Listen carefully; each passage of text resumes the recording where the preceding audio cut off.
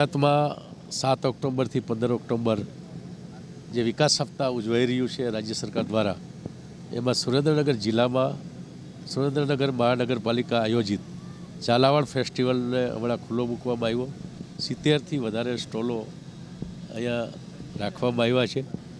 અહીંના સ્થાનિક કારીગરો જે પોતે જે હેન્ડીક્રાફ્ટ વસ્તુઓ છે, અલગ અલગ માટીના વસ્તુઓ છે, પ્રાકૃતિક ખેતી કરતા ખેડૂતોના સ્ટોલ છે, એવા અનેક પ્રકારના સ્ટોલ ફૂડ કોર્ટથી લઈ અને નાના બાળકો માટે એને મનોરંજન મળી શકે એના માટેના એક ચિલ્ડ્રન એરિયાથી લઈ અને રોજને રોજ રાત્રે સાંસ્કૃતિક કાર્યક્રમો સાથેનું જે એક ભવ્ય અને દિવ્ય ઝાલાવાડ ફેસ્ટિવલનું જે આયોજન થયું છે, એનું આજે એને ખુલ્લો મૂકવામાં આવ્યો છે। વિવિધ સ્ટોલની પણ અમે બધા મુલાકાત લીધી। આજના આ કાર્યક્રમમાં નાયબ મુખ્ય દંડક, આ વિસ્તારના ધારાસભ્ય શ્રી જગદીશભાઈ મકવાણા, આપણા આ વિસ્તારના સંસદ સભ્ય શ્રી ચંદુભાઈ સિહોરા, પૂર્વ નગરપાલિકાના પ્રમુખ જીજ્ઞાબેન અને શહેર ભાજપ પ્રમુખ, જિલ્લા ભાજપ પ્રમુખ શ્રી તેન્દ્રસિંહ ચૌહાણ સહિત સંગઠનના અને ચૂંટાયેલા બધા જ આગેવાનો, અધિકારી, જિલ્લા કલેક્ટર શ્રી વહીવટદાર છે અને એના નેતૃત્વમાં એના મ્યુનિસિપલ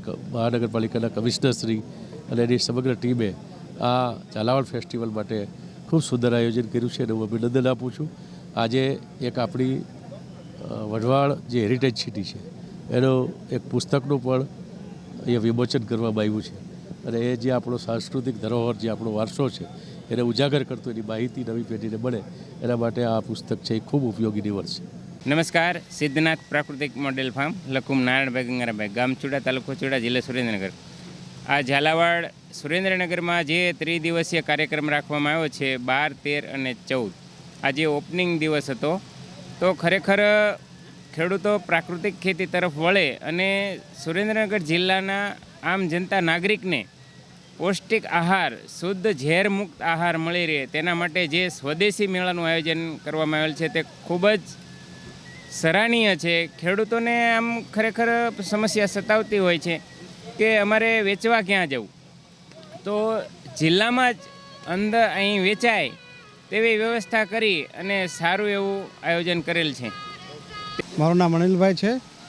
આજે સરકારે સ્વદેશી મેળાનું આયોજન કર્યું છે દિવાળી પૂર્વે, તે બહુ સારું આયોજન કર્યું છે, જેથી કરીને નાના માણસોને, અમારી જેવા માણસોને એક રોજગારી મળી રહી છે, જે વેચાણ પણ થઈ રહે છે અને સારો એવો કાર્યક્રમ છે। ટાંગલિયાનો આપણે કુર્તી, સાડી ને એવું બધું આપણે વેચ્યું છે, આરાધ્યા ટાંગલિયા।